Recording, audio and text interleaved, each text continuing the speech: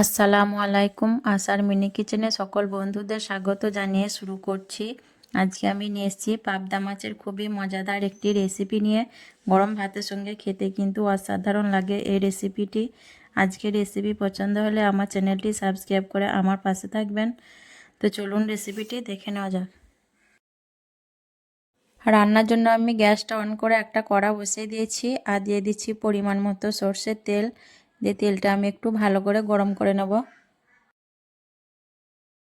তেলটা ভালোভাবে গরম করে নেওয়ার পর দিয়ে দিচ্ছি আমি একসঙ্গে পেস্ট করে রাখা দুটো মাঝারি সাইজের পেঁয়াজ, একটা বড় সাইজের টমেটো এবং 8-10টা কাঁচা লঙ্কা একসঙ্গে পেস্ট করে নিয়েছিলাম মিক্সিতে, সেটা দিয়ে দিলাম। দিয়ে দিচ্ছি হাফ চামচের মতো নুন। দিয়ে আমি তেলের সঙ্গে কাঁচা পেঁয়াজ এবং টমেটো পেস্টটা খুব ভালো করে কষিয়ে নেব কিছুক্ষণ, যাতে কাঁচা গন্ধটা না থাকে।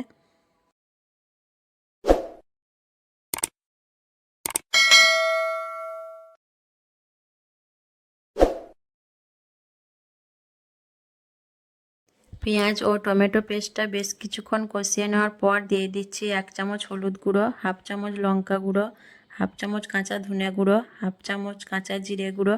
দিয়ে আমি আবারও মশলাগুলো খুব ভালোভাবে কষিয়ে নেব, যাতে কাঁচা মশলার গন্ধটা না থাকে।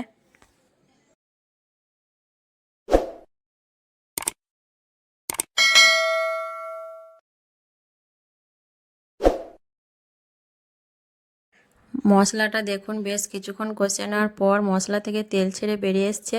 এতে করে বোঝা যাচ্ছে যে মশলাটা আমার ঠিকঠাকভাবে কষানো হয়েছে। আর এখন আমি ধুয়ে বেছে রাখা পাবদা মাছগুলো মশলার মধ্যে দিয়ে দিচ্ছি। আমি কিন্তু মাছটা ভেজে রান্না করছি না, কাঁচা রান্না করব। যেহেতু পাবদা মাছ খেতে খুবই মিষ্টি হয়, তার জন্য আমি মাছটা কাঁচায় রান্না করলাম। আর এইভাবে রান্না করলে গরম ভাতের সঙ্গে খেতে কিন্তু খুবই ভালো লাগে। মাছগুলো ঢেকে দিয়ে আমি 2 মিনিটের মতো লো ফ্লেমে রান্না করে নেব। 2 মিনিট রান্না করার পর ফিরে এলাম। মশলা থেকে দেখুন বেশ ভালোভাবে তেলটা ছেড়ে দিয়েছে।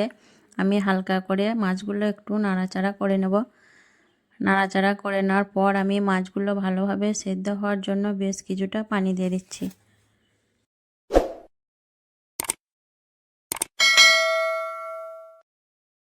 পানি দেওয়ার পর আমি কড়াইটা একটু নাড়িয়ে চাড়িয়ে দেবো, যাতে মশলার সঙ্গে মাছটা ভালোভাবে মিশে যায়।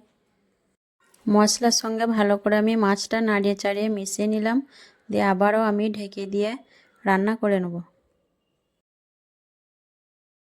3-4 মিনিট রান্না করার পর ফিরে এলাম। কড়াটা নাড়িয়ে আমি মাছগুলো হালকা করে নাড়িয়ে চাড়িয়ে দিচ্ছি। মাছগুলো ভালোভাবে সেদ্ধ হয়ে গেছে। ছোট মাছ সেদ্ধ হতে বেশি সময় লাগে না। ঢাকনা ছাড়া আমি আবারও 2 মিনিটের মতো লো ফ্লেমে মাছগুলো রান্না করে নেব। এতে মাছের ঝোলটাও কমে যাবে আর মাখো মাখো হবে, আর খেতে কিন্তু খুবই ভালো লাগবে। পাবদা মাছের এই রেসিপিটি গরম ভাতের সঙ্গে খেতে কিন্তু খুবই অসাধারণ লাগে।